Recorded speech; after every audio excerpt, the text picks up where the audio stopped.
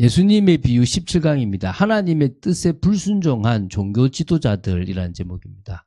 어찌 보면 유대인이라고 말할 수도 있는데 이 당시는 종교 지도자들이라고 보셔도 될 것 같아요. 마태복음 21장 28절부터 34절의 말씀입니다. 우리 한 목소리로 합독하도록 하겠습니다. 그러나 너희 생각에는 어떠하냐? 어떤 사람에게 두 아들이 있는데 맏아들에게 가서 이르되 예, 오늘 포도원에 가서 일하라 하니 대답하여 이르되 아버지 가겠나이다 하더니 가지 아니하고 둘째 아들에게 가서 또 그와 같이 말하니 대답하여 이르되 실소이다 하였다가 그 후에 뉘우치고 갔으니 그 둘 중에 누가 아버지의 뜻대로 하였느냐? 이르되 둘째 아들이니이다. 예수께서 그들에게 이르시되 내가 진실로 너희에게 이르노니 세리들과 창녀들이 너희보다 먼저 하나님 나라에 들어가리라. 요한의 의의 도로 너희에게 왔거늘 너희는 그를 믿지 아니하였으되 세리와 창녀는 믿었으며 너희는 이것을 보고도 끝내 뉘우쳐 믿지 아니하였도다. 다른 한 비유를 들어라. 한 집 주인이 포도원을 만들어 산울타리로 두르고 거기에 즙자는 틀을 만들고 망대를 짓고 농부들에게 새로 주고 타국에 갔더니 열매 거둘 때가 가까움에 그 열매를 받으려고 자기 종들을 농부에게 보내니. 아멘.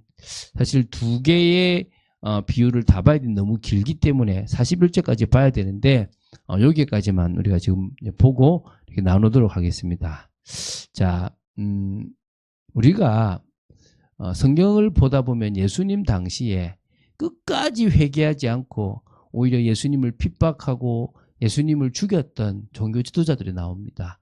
유대인 전부는 아니고요. 대부분의 유대인이라고 말할 수 있고 또 유대인이라고 우리가 지칭하기도 하지만 그러나 주로 그 핵심적인 사람들이 종교 지도자들이었다고 볼 수 있죠. 이들은요, 페르시아 시대를 지나면서 헬라 시대가 되어지면서 유대교라고 하는 종교를 만들었어요. 그들만의 틀을 딱 만들어서 거기서 기득권을 가진 종교 지도자들이 되었다는 거예요. 되게 많은 힘들을 가졌고요. 거기서 많은 일들을 하게 됐죠. 그런데 저를 말씀드리면 성전이 중요하니까 성전을 지키자라고 해서 사도계파들이 일어났어요. 이게 사도계 후손들이죠. 제사장의 후손들인데 성전이 의미하는 참 의미를 놓치고 성전에만 이렇게 집착하게 되는 그런 잘못된 신앙을 가지게 되죠. 말씀을 지키지 못해서 무너졌던 이스라엘을 보면서 말씀을 지켜야 된다라고 생각하고 말씀을 철저히 지키기 위해서 말씀을 분석하고 말씀에서 하라와 하지 마라를 더 세밀하게 골랐던 그 유대교들이 바리새인들입니다. 그들은 형식주의, 외식주의에 빠져버린 거예요. 이렇게 잘못된 신앙, 다시 말하면요, 하나님의 뜻을 모른 채 열심히 종교 생활을 하는 그런 모습들이 이스라엘 곳곳에 종교 지도자들의 대부분의 모습들이라고 볼 수 있습니다. 문제가 뭐냐면 하나님의 의를 드러내야 되는데 자신들의 의를 드러내서 우리 잘하고 있다, 우리 율법 잘 지키고 있다, 우리는 의인이다, 전 죄인이다 라고 하면서 율법으로 자신들은 의롭고 천국 갈 수 있다라고 생각을 하고 있었다는 거예요. 하나님은 인정하지 않는데, 그죠? 그래서 결국은요, 예수님이 오셔가지고 너희들이 잘못됐다 얘기하니까요, 분을 품으면서 그 예수 그리스도를 십자가에 이게 못 박는 이게 잘못해서 못 박는 그런 불의를 행하게 된 거예요. 이게 지금 심각한 문제라는 거예요. 결국 그래서 예수님께서 이런 유대인들을 향해서 두 가지 비유를 말씀하셨어요. 오늘 사실 하나만 하려 했는데 이게 보니까 두 개를 같이 하지 않으면 안 되겠다 싶어서 오늘 이제 두 개를 하게 됩니다. 28절부터 32절까지가 두 아들 비유고요. 33절부터 41절까지가 이제 불의한 농부 비유라고 보시면 되겠습니다. 자, 두 아들 비유를 보겠습니다. 두 아들을 두었던 어떤 사람이 나와요. 그 사람도 포도원이 있었어요. 포도원이라고 하는 게 사실은 참 많이 나오죠. 근데 이제 얘야 포도원에 가서 일을 해라라고 이제 큰아들한테 얘기하니까 네 알겠습니다라고 하는데 포도원 일하러 가지 않았던 거예요. 그게 이제 맏아들입니다. 큰아들. 근데 싫어요, 가기 싫다라고 처음에 이야기했는데 그 말을 하고 마음이 찔려서 뉘우쳐서 다시 가서 이제 뭡니까? 일을 했던 아들이 둘째 아들인 거예요. 자, 그러면 이 두 아들 중에 참 말씀을 했던, 말로만 했던 그 사람이 아버지 뜻대로 했습니까? 아니잖아요. 뭡니까? 그 아버지 뜻대로, 하나님 뜻대로 했던 아들은 누구란 말입니까? 둘째 아들, 둘째 아들. 그럼 이거 무슨 말입니까? 이 예수님께서 말씀하시려고 했던 메시지가 뭐냐면, 세리와 창녀들이 종교 지도자들보다 더 사실 하나님의 인정을 받고 있다. 종교 지도자들은 말은 네 하는데 순종하지 않는다. 그러나 세리와 창녀들은 자기 뜻대로 했는데 회개하고 돌아서서 하나님 앞에 잘못됐다고 얘기한다. 누가 하나님 나라에 들어갈 거냐라는 얘기입니다. 그러면서 얘기하죠. 요한의 의를 드러내는 사역이나 예수님의 사역을 종교 지도자들은 믿지도 않았고요. 오히려 거부해 버렸어요. 그런데 세리와 창녀들은요, 그걸 받아들이고 믿었다는 거예요. 회개하라면 회개하고 믿으라면 믿었던 거예요. 엄청난 차이죠. 그래서 끝까지 회개하지 않았던 부류가 누굽니까? 종교 지도자들이에요. 그들 때문에 유대인들이 다 선동이 되어져서 결국은 예수님을 못 박는 일에 찬성해 버리잖아요. 예수님 메시지가 뭡니까?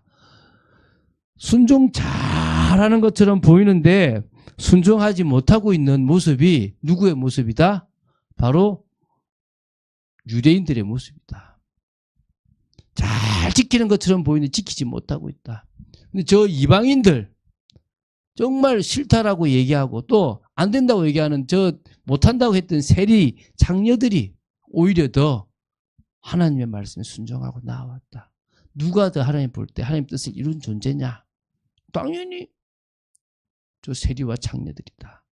잘 지킨다고 하는 이들의 모습들이 더 사실은 문제가 있다라는 거죠. 이제 두 번째, 이제 불의한 농부들 비유를 해서 더 사실적으로 이스라엘 백성들, 특히 종교 지도자들 비판해요. 포도원을 만들어서요, 농부들에게 새로 주었던 주인에 대한 이야기를 합니다. 어느 정도냐? 산 울타리라고 딱 이렇게 두르고 집자는 틀도 만들고요. 망대로 지을 정도로 아주 좋고 아주 괜찮은 포도원이에요. 근데 이거를 농부들이 새로 준 겁니다. 열매를 거두면 내가 가지러 올 테니까 열매를 잘 거두봐라 그랬죠. 열매 거둘 때가 가까워서 열매를 받으려고 이제 주인이 사람을 보내요. 그래서 열매를 받으려고 종들을 이제 보냈는데요. 어떻게 했냐? 하나는 심히 때리고 다른 하나는 죽이고 다른 하나는 돌로 쳤다는 거예요. 이스라엘 백성들이 선지자, 주의 종들, 주의 백성들을 때리고 죽인 거 다 똑같은 거죠.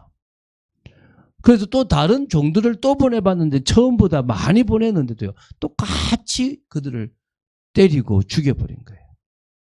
그래서 고민하다가 이제 그 주인이 아들을 보내기로 마음먹은 겁니다. 내 아들은 존대하지 않겠냐라고 여긴 주인의 생각이 사실 틀린 생각이었죠. 오히려 그 종들이, 그 농부들이 상속자들이네 라고 알고요, 죽이고 우리 유산을 차지하자가 돼버린 거예요. 그래서 결국은요, 죽여버렸어요. 우리 딱 이 비유니까 이게 예수님의 십자가를 의미하는구나, 이게 나오죠. 창세기 3장 15절에 여자의 후손을 뱀의 후손이 뭐죠? 이렇게 발꿈치를 물게 돼 있거든요. 결국 십자가에 못 박는다는 거예요. 예수님, 여자의 후손이 예수님이 사단의 머리를 박살내는 일이라고 나오잖아요. 그러니까요, 주인이 화가 나서 악한 자들을 진멸하고 포도원을 제때에 열매밭을 다른 농부에게 새로 주었다는 거예요. 근데 이 얘기가 지금 이 중요한 이 메시지 전체 흐름인 거예요. 자, 그러면 여기서 우리가 좀 생각하고 봐야 될 게 있죠. 예수님의 메시지입니다. 자, 죄송합니다. 악한 농부처럼 종교 지도자들은요, 하나님의 뜻을 따르지 않았다는 거예요. 악한 농부가 주인의 뜻을 따르지 않았던 것처럼 종교 지도자들은 하나님의 뜻을 따르지 않았다는 거예요. 자신들의 생각대로 갔지, 자신들이 생각하는 일을 했지, 절대 열매를 맺거나 하나님의 영광을 드러내거나 하나님의 의를 드러내는 일을 하지 않았다는 거예요. 그걸 내놓으라는데 뭐요? 오히려 더 죽이기 시작한 거죠. 잘못했다라고 선지자들을 보내고 하나님 일꾼들을 보내면요, 죽여버린 거예요. 핍박한 거예요. 자기 소견에 오른 대로 우상 숭배하는 인생을 살아간 거예요. 나중에는요, 아들이신 예수 그리스도가 오셨는데 그분은 주인이고 빛이고 전부잖아요. 못 박아 죽여버렸어요. 왜? 그러면 끝날 줄 알았다는 거죠. 그러면 이 자기들의 이런 권력이 자기일 거라고 생각한 거죠. 결국 하나님은요, 이 유대인들을 버리고 이 은혜의 복음을 이방인에게 주신 거예요. 그래서 당신의 뜻을 이루도록 하신 거예요. 그 얘기를 지금 이제 하고 있는 거예요. 너희들 이러다 죽는다. 여러분, 많은 교회들이요, 커지면 비리들이 생기잖아요. 그러면 그 비리들이 생길 때 그거를요, 감출하기보다는 다윗처럼 잘못했다라고 고백하고 하나님 앞에 서야 되잖아요. 근데 이 종교 지도자들처럼 감추고 숨기고 자기들만 잘하고 있다고 생각하면 큰일 나는 거예요. 참 보면서 제가 우리 몇 분 장로님들이나 아는 분이 그랬어요. 혹시 내가 조금 좀 틀린 길을 걸어가거든. 목사님 왜 그러세요? 그러라. 좀 저한테 말하라는 거예요. 그럼 제가 그 말 듣고 회개할 테니까. 제가 저한테 계속 얘기해요. 왜 그렇습니까? 저 역시도 넘어질 수 있는 존재예요. 안 넘어진다고 해서 내가 대단하다 이걸 말하는 게 아니라 우리가 받은 은혜가 있잖아요. 그러면 우리가 최소한 정말 성령의 역사 속에서 내가 죄 짓는 인생을 살아가지 않으려고 주님의 능력을 붙잡아야 될 거 아니겠습니까? 괜찮다라고 그냥 펌하시거나 괜찮다고 나아가 버리면 안 되잖아요. 여러분, 이 지금 악한 농부들처럼 자기 뜻대로 하면서 자기 일을 드러내면 끝나는 거예요. 우리 명심해야 될 줄 믿습니다. 바울이 이걸 좀 설명해요. 감람나무 접붙임으로 해가지고 사실은 로마서 9장, 10장, 11장이 유대인과 이방인에 대해서 이렇게 비교 설명했어요. 하나님이 유대인을 선택하신 이유, 하나님이 그걸 놔두시고 넘어뜨리시고 이방인에게 은혜를 주신 이유, 그런 것들을 9장, 10장, 11장에 쫙 설명을 해놨어요. 그러면서 이 11장 17절부터 27절에 보면 감람나무에 접붙이는, 이 감람나무는 사실은 올리브 나무인데요. 거기에 접붙이는 걸 가지고 설명을 해요. 감람나무 원가지를요 잘라버리고요, 돌감람나무 가지를 접붙였어요. 왜? 순종하지 않았던 그 가지들을 꺾어버린 거예요. 그리고 뭡니까? 사실 순종하지 않았지만 돌감람나무 가지를 접붙인 거예요. 원가지는 유대인들을 다시 말하면 의미하고 돌감람나무의 가지는 이방인들을 의미하는 겁니다. 감람나무 원가지 유대인들을 꺾어버리고 돌감람나무 가지인 이방인들을 접붙인 거죠. 그런데 바울이 뭐라 그러냐면 저들은 믿지 않아서 꺾였다. 근데 너희들은 믿었기 때문에 접붙여졌다, 섰다. 이렇게. 믿음이에요, 믿음. 다른 게 아니고 뭐요? 믿었으면 붙는 거고 믿지 않으면 꺾인다 이거예요. 아무리 내가 그 자녀를 하더라도 믿지 않으면 안 되는 거예요. 유대인이고 그 막 혈통적으로 유대인이라고 아무리 해도 의미가 없어요. 믿음이에요, 믿음. 믿음 아니면 아무 의미가 없다는 거예요. 오늘 여러분들이 그 믿음이 돼야 되는 거예요. 그래서 높은 마음을 뭐요? 품지 말고 두려워하라는 거예요. 왜? 믿음 하나로 하나님이 뭘 주시다? 인자를 주실 수 있고 믿지 않음으로 말미암아 하나님이 진노를 주실 수도 있다는 거예요. 그래서 뭐냐? 높은 마음 품지 말고 우리가 유대인보다 낫다 이런 교만함 가지지 말고 원가지도 아끼지 않았다 그러면 우리도 꺾을 수 있구나라는 생각을 가지라는 거예요. 우리도 주님으로부터 진노하심을 받을 수 있구나라는 생각을 가지라는 거예요. 여러분, 성경에는요, 한 번 믿으면 끝난다라고 자꾸 생각하는 부분들이 그런 부분보다는 믿으면 영생을 얻는다 이런 말씀이 있기는 해요. 책임진다는 말씀이 있지만 그러나 진노하심에 대한 이야기도 있다는 거예요. 그 말씀들을 같이 두 말씀이 다 맞잖아요. 한 말씀만 맞고 한 말씀은 틀린 게 아니고 다 하나님의 말씀이란 말입니다. 물론 경우에 따라서 봐야 될 것도 있겠지만 중요한 것은 우리가 뭘 지켜야 된다? 믿음을 지켜야 된다는 거예요. 두렵고 떨리는 마음으로 높은 마음을 품지 않고 나아갈 필요가 있는 거죠. 결국 하나님은 은혜라고 하는 긍휼이라고 하는 것을 이방인에게 줬을 뿐만 아니라 그 이방인의 충만한 수가 찰 때까지 이스라엘은 버림받았잖아요. 그럼 그들에게도 똑같이 뭘 줄 수 있는 겁니까? 은혜를 주실 수가 있는 거예요. 그래서 그 은혜를 받은 이스라엘 백성들이 주께로 돌아오는 구원이 있을 거라는 거예요. 그때가 사실은 종말의 때라는 거지. 분명히 있게 될 종말이라는 거예요. 지금 그걸 설명하는 거예요. 유대인들의 모습과 이방인에 대해서 이 지금 뭡니까? 이 악한 농부를 쫓아내고 이것을 다른 사람에게 주겠다. 이방인들에게 주겠다는 거죠. 그 지금 그 얘기를 그러니까 이 이스라엘 백성, 종교 지도자들이 화가 나가지고요. 예수를 죽이려고 막 악을 부리는 거예요. 왜 그렇습니까? 계속 성전 정화도 시키고 계속 옆에서 아무리 쑤셔도 안 들어가고 안 넘어지니까.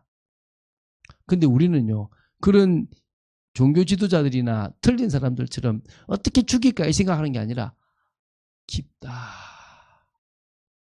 하나님의 지혜, 하나님의 지식, 하나님의 방법, 풍성하구나.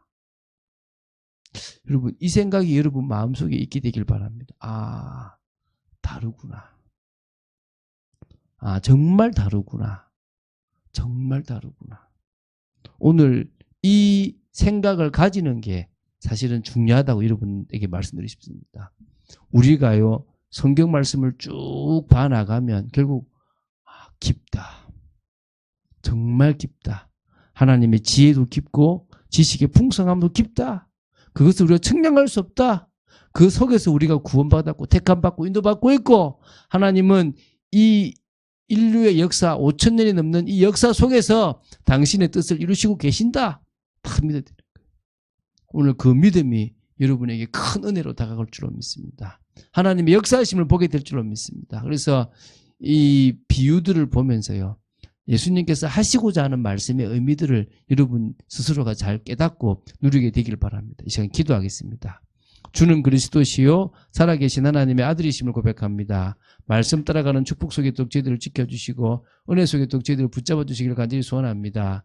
아버지 하나님, 저희들이 하나님의 역사를 보고 인도받는 삶이 되도록 지켜주시고 정말 저희들이 정말 긍휼을 입은 자로서 하나님의 은혜를 입은 자로서 끝까지 겸손하게 낮은 마음으로 주님 앞에 쓰임받는 축복의 제들 되도록 지켜주시옵소서. 주 예수 그리스도 이름으로 기도드립니다. 아멘.